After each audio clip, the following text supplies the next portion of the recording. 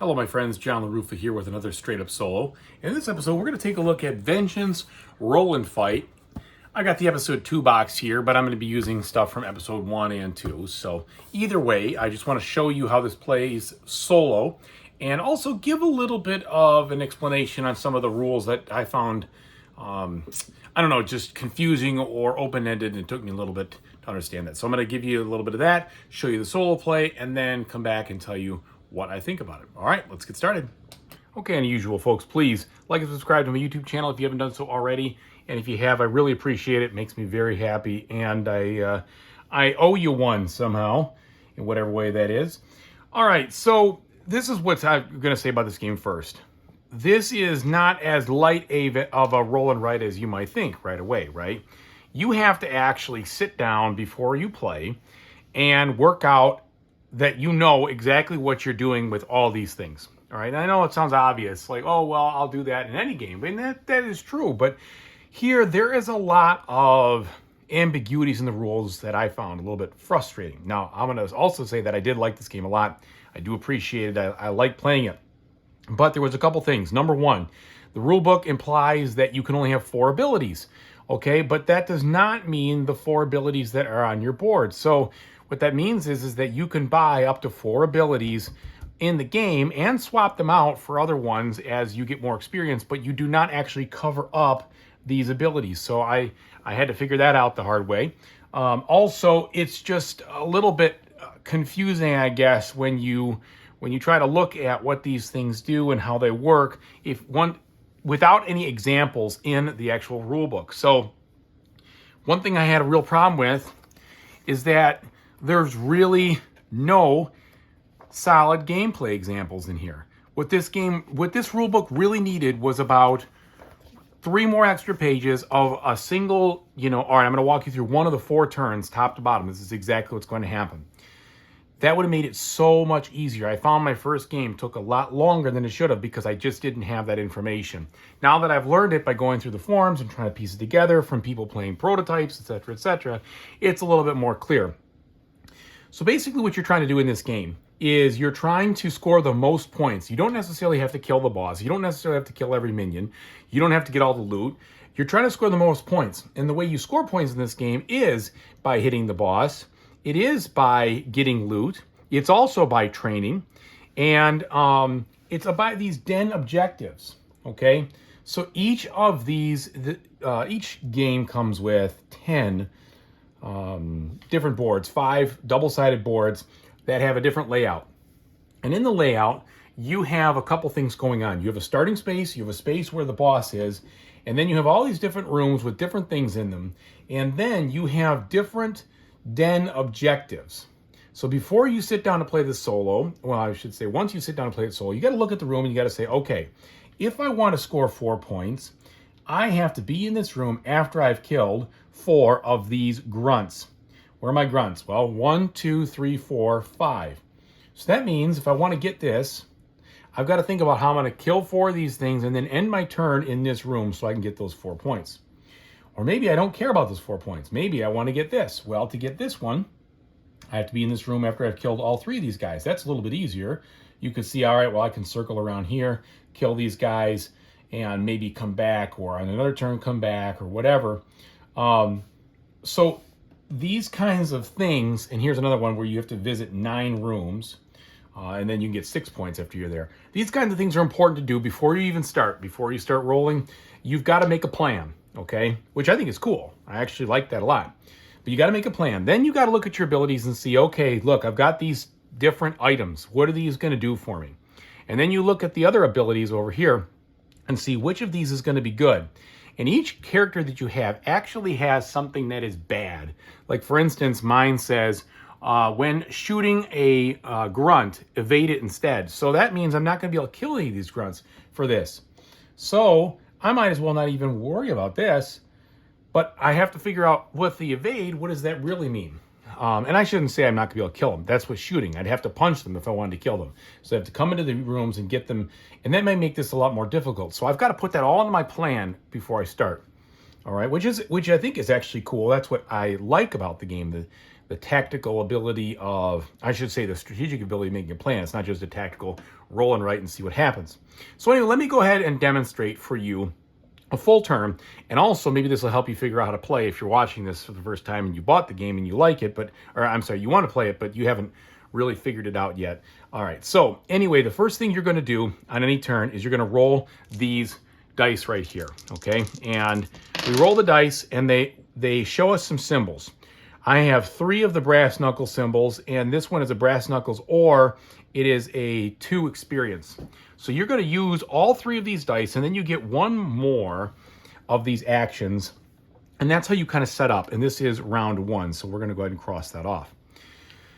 Okay, so these allow me to activate different items. And what I mean by activate is it's almost like you gather the item because you're not using it yet. You can save it for the rest of the game if you want, use it whenever, okay? So this one's kind of cool because this one says, when you first visit a room, you kill one of those grunts and you evade another person. I think it's another grunt. I think that's what that is because it's got the same look at it. So you could use that for shurikens if you want, but my guy doesn't have a bunch of those in there, so that's not really going to help me. Smoke bomb says in this room, move equals move or hit. So you could decide to use a move and cross that off and turn that into a hit, which is easier to do. So that might be interesting. Let's get a smoke bomb. And this one says kill up to 3 evaded grunts in your room or in an adjacent room. Well, again, that would be great, except I don't have a lot of those. You have some of those things, but that's a lot to invest there, so we're not going to do that. And then this fighting phase, resolve ability effects in any order. So what that means is that with the ability effects, sometimes you have to do something first, then another something else. This allows you to do it in any order, so you don't have to start from the top of the card and go to the bottom of the card. And that could be, helpful. So for instance, see how this says hit, jump, hit? Normally you have to do it that way, hit, jump, hit. But you could, if you got that beta blocker, go jump, hit, hit. And you could do something a little bit different, which gives you some flexibility. So why don't I do that? Because that might also help. So I've used 2 of these dice, right? I'd like to get some experience. So I'm going to get 2 experience in the training using that lightning bolt. And then I have 1 more action to take, and I could get a reconnaissance ability, which would be to activate one of these things for free. So it would guarantee that I would get one. I could get another training, I could get another item, or I could heal or get more health. All right. And what I think I'm going to do is actually I'm going to get more training because I want to, right off the bat, spend 4 of these. Actually, I'm going to spend 4 to get this. This is called sidestep, and it says evade effects are permanent, which means that when I try to shoot somebody and they are evaded now, or however I evade them, they will not come back into play, which is good because I don't want them back in play, because one of the things you have to do is after you've done whatever you're going to do, at the end of the game, you have to get out. And when you trace a line from where you are to where you have to go back to the beginning, anybody who's still alive will cost you 1 point. So evading permanently is much better. So we've done that. So then I go ahead and I cross off these, okay? So I've trained up, I've done that first phase. And also, it wouldn't be the end of the world if at the back of the book, they had the summary of the rounds, okay? I know they got them right here, that's fine, but just a little thing or something else. They do have this flashback, which is the phase we just went through, the flashback phase. Which is helpful. It tells you what those icons are, but a little more play rate. Anyway, so now we go to the fighting phase. And in the fighting phase, this is where we are going to have, this is the fighting phase, right? This is where we're going to have the rolling the dice in a frantic way, okay? Yeah, I'm sorry, roll phase first, then fighting phase.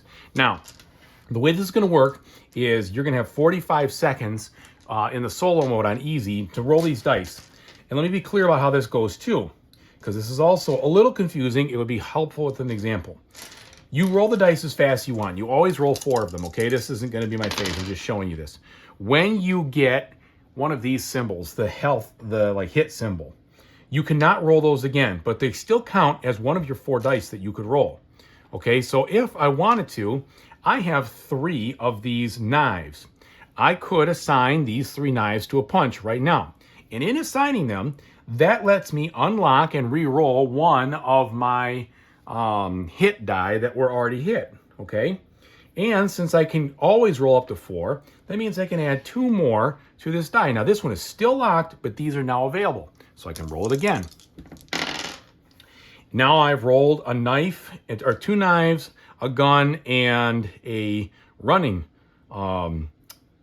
icon. So I could use this, I could put this over here on the hit and charge. Notice I've got 2 of those knives and a gun. So that helps with that, and there. So now I could activate that ability because I put another one up there. And by the way, you can only put them up there if you have everything ready. I now can unlock this die to roll 3 more. Couple of things.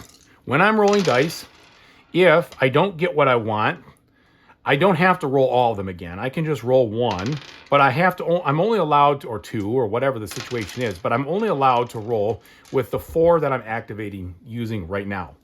If for whatever reason I end up with something like this, or at any time, I could decide to take a hit by taking one of these health die, putting it over here, that's going to be a hit, and I can now re-roll all of these plus another one for 4. So if you get too many of these, you can decide, the heck with this, I'm going to take the hit, I put the hit up there, and then I roll. And I think that's helpful to understand that it's a little bit different just when you're doing this stuff in 45 seconds. Your brain has got to be thinking quickly, otherwise you're not going to get very much done.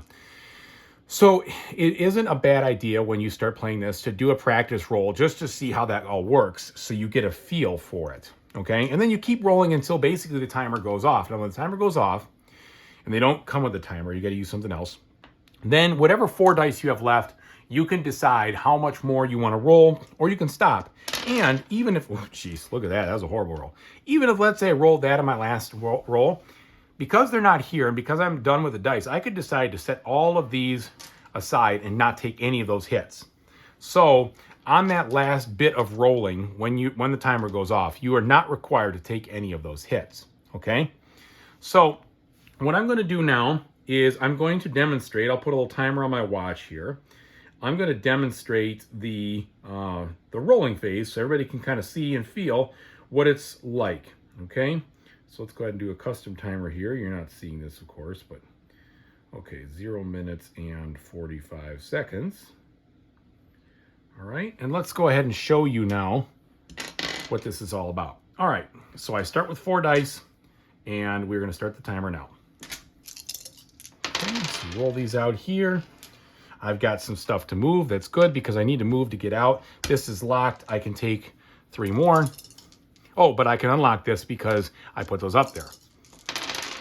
All right, we've got now a gun and a knife and a run. I'm close to that, but it isn't there yet.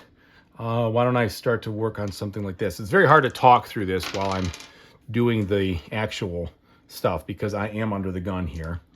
But you can see what I'm getting at. Oh, good. So we keep laying out the punches. That's good. Now that comes into play. All right, I got 3 seconds left, 2, 1, and now my timer's done. So I got a little bit done, as you could see. I have this group of dice. I could still work on it, okay? So I still think I might, because all I'm doing is going into one room and punching a couple of times. So it'd be nice to try to get into another room if I get lucky. So I'm going to do that. I'm going to put another move out there. Now this unlocks this one, but I cannot roll any more dice, right? I only have these 4 left, and I can use them how I want. So maybe I'll get lucky, and I will get another double dagger. Nope. All right, so that locks it down. I'm not going to take any hits. There's no point in it, so I'm going to leave that. There it is. Now I've done my rolling phase. Now it's time for the fighting phase. So now I use these and whatever I have available to me to accomplish whatever strategy I decided to set up. Well, I like this idea here. So the first thing I'm going to do is I'm going to spend these. I'm going to move over here. Okay. Now that I've moved over here, I have gone into the room. So we are done. I'm sorry. We've gone into the room and visited it. I don't know if I really need to circle that. Now I have one of these guys. This guy is a henchman. It'll hit the players in the same room at the end of the resolution phase. I'm going to end up killing him. I'll use one of my hits, and this actually would allow me for 2 hits if I wanted to. So I'm just going to kill him like this. All right. Then I'm going to move into the next room. And then I have 2 hits to spend, which is good. So again, I'm in here. And then I'm going to go ahead and kill him and kill him. Now, I didn't have to shoot him, so I didn't have to evade. I could use the 2 hits. And that's the reason I have 2 hits is because it's a hit plus an additional one if one of those are a double die like that. So that is the first of 4 of my phases. Now, the last thing we do is the resolution phase. And it is helpful first couple of times that you play this game to just follow the steps, okay? Because there's several steps in the resolution phase. So the first thing it says is that clear any of these had I not used them or used them. Well, I didn't have any of those. Then I can collect loot. Let me talk about collecting loot. So the way that loot works is if you completely clear a room with stars, and that means all the enemies are dead and you visited it, you have to visit it, at any time for the rest of the 4 rounds of the game, you can cross off one of these stars, and when you do, you either get to cross off one of these loot circles that gives you more health and I'm sorry, not more health, more points, or you can use this as the star as any one of these other things. So that means you could do some healing, you could do some reconnaissance next time, you could do some points, you get some items, okay? So I haven't been in any rooms that have loot, but that's how that works, all right? Now, and you also don't have to be in that room when you clear it. When you score it. If it's clear, it'll score, on subsequent rounds after you've opened it up. Okay, now receive 1 wound for each henchman that is in here. Well, I killed the henchman, so I'm not going to get the wound. And then I am going to get shot by this gunman because you do get shot by gunmen that are in your room or adjacent. So I just took a hit right there. If I had any available items or abilities that were marked resolution, I would use those. Well, I don't. None of these are marked for the resolution step. My health track is not full of wounds. If it was full of wounds, then I would have to cross off one of these, and for the rest of the game, I'd only roll 3 dice at a time. If that happened again, then I would lose the game. Okay, it would just be over with, and I would be out, and I would not get to participate anymore. That would be the end of it. Okay, so those are the things that I have to do, and that was it, right? If I had evaded any of these guys for whatever reason, I would then go ahead and bring them back into play, but that didn't happen. And so that's the one of the 4 things. You only do that 4 times. This is not a very fast, not a slow game. It's a very fast game once you know what you're doing. Now, again, how do I get points at the end? I'm going to get points by looking at my training. So as I cross these off, the highest spot I get to, the next one in line is the points I would get. The loot track, same thing. The boss, so each time I hit the boss, I will score more points. Plus, if I kill him, he would be a 5. Okay, and this guy's a 7. So at the beginning of the game, I'm supposed to circle these to just indicate that he's got 7 health, and I'd have to hit him 7 times to kill him. And then any den objectives, which are these over here. And then finally the escape. So let's say I ended the game for whatever reason in this room right here, and I need to escape back here. I can draw a line any way, whether I visited the rooms or not, but any guy that I cross or is in my current room is going to cost me a point. So I'm going to lose a point as I come back to that spot. So it is important, if you can, to clear yourself a good escape route with getting all the enemies out of there. Otherwise, you're going to lose points at the end.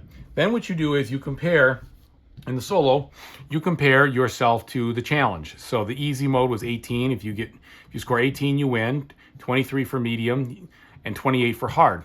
You could also play this game. I set it up in easy with 20 dice over here. You could play with 16 or 12 dice, and you could play with 30 or even 25 seconds. And you could mix and match however you want to do those things. But that seems like it'd be pretty impossible. 25 seconds is not a lot of time. I think it'd be easier to cut your number of dice. I haven't ever gotten close. I think the closest I ever gotten to using all 20 is I had maybe I used 14. I had 6 left. So that time frame is really constraining. Unless you're really good and you've really practiced the game, then I could see why that would be more of a situation. Anyway, that's the size of it. That's a full round. Hopefully this was helpful. Let's go ahead and go back, and I will tell you what I think of this game. All right, so hopefully that helps you understand how to play the game and what it looks like and feels like solo.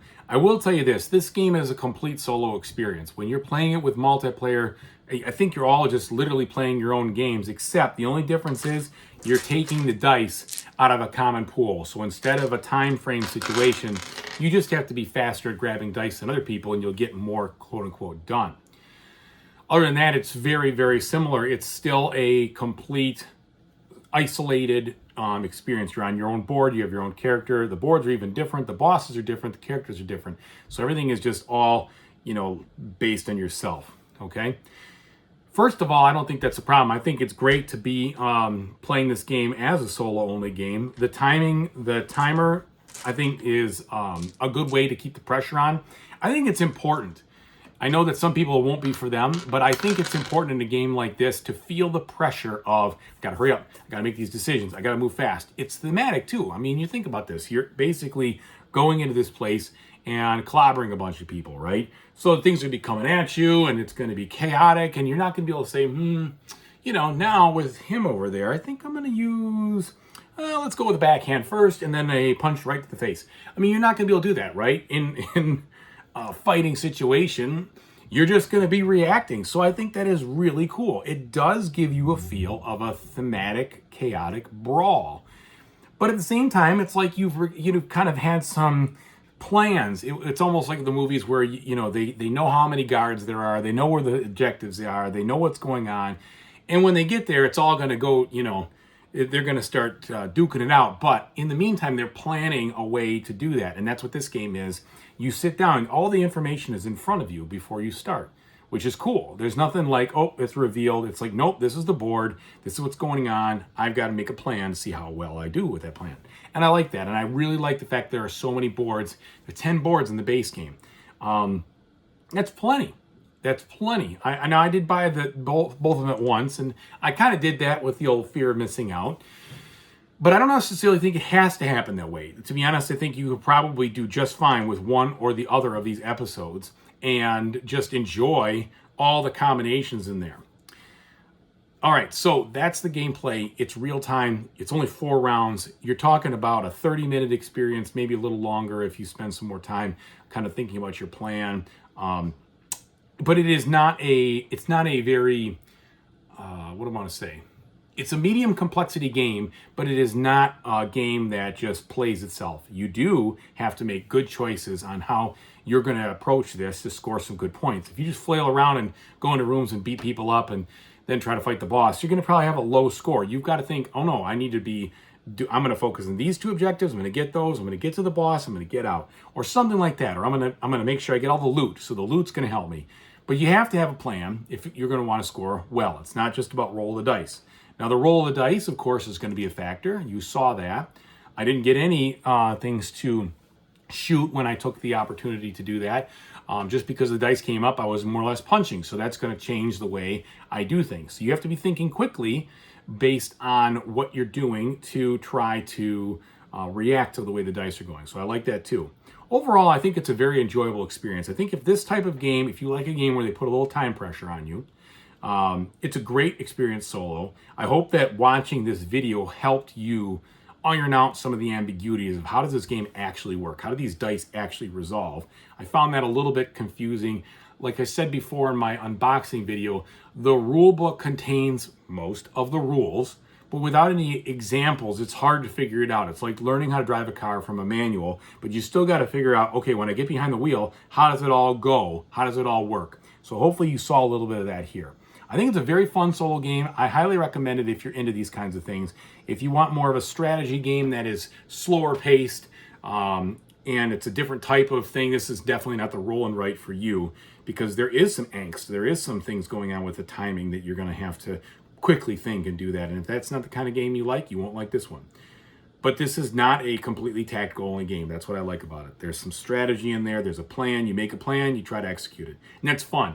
I really like the idea of thinking about, all right, I'm going to try board number 5, and this is going to be my plan. Let's see how it goes, and see how it goes. So anyway, thanks so much for watching, everybody. I really appreciate it. Whatever you play in the future, I hope you have a fantastic time doing it. Take it easy, everybody.